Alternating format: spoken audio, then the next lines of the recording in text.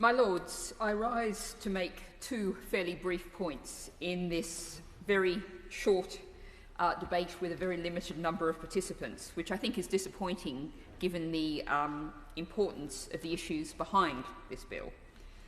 And I go back to a much larger bill that had a little bit more participation, the Financial Services Bill. And I go back to the second reading speech there of the Noble Lord, Lord Agnew of Alton, who said, and I quote, "We remain committed to ensuring that the UK maintains the highest regulatory standards and remains an open and dynamic global financial centre. This is even more important now that we've left the European Union. The UK must assume full responsibility for its financial services regulation. This will be underpinned by an unwavering commitment to high-quality, agile and responsive regulation with a focus on safe and stable markets." End quote. So my question to the Noble Lord, the Minister, the first question is, would the Noble Lord acknowledge that the need for this bill points out that our regulatory standards are not of the highest, certainly that they could be, and in fact they are disastrously poor, and that this is a threat to the security of us all?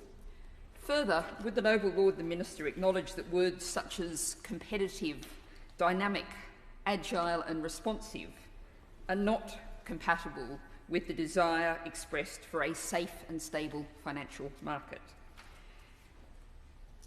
Now, the financial sector, as we heard very often from the government in that Financial Services Bill, is regarded as a source of great profits.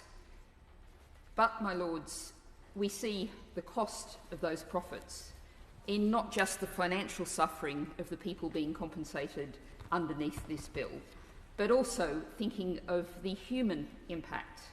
We're talking about people who've seen their entire pension savings, large chunks of their pension savings, their entire future life disappear with years of uncertainty left behind them.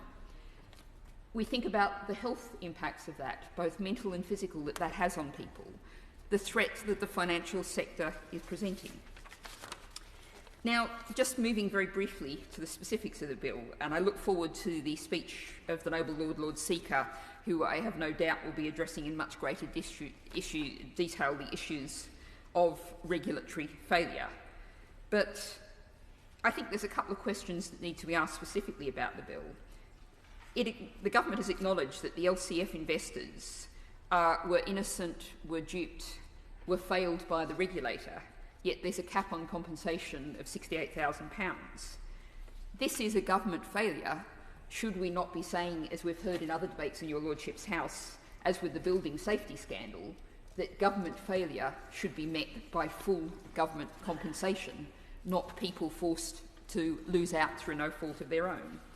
And what, of course, about the investors in Blackmore, in Basildon Gold, in secured energy bonds, and indeed Connaught, where it was acknowledged that regulatory supervision is not appropriate or effective? The government has said that this particular scheme, this bill, has come about as a result of unique and exceptional circumstances. But would the Noble Lord and Minister acknowledge there is nothing unique or exceptional about this? This is business as usual in our financial sector, far, far too often. Now, I think also, just very briefly, the pension liberation fraud. We have seen pensions treated as a market. It's clearly not, as the Noble Lord, Lord Agnew was saying in the Financial Services Bill, it's not a safe or stable market. Should it really be a market at all?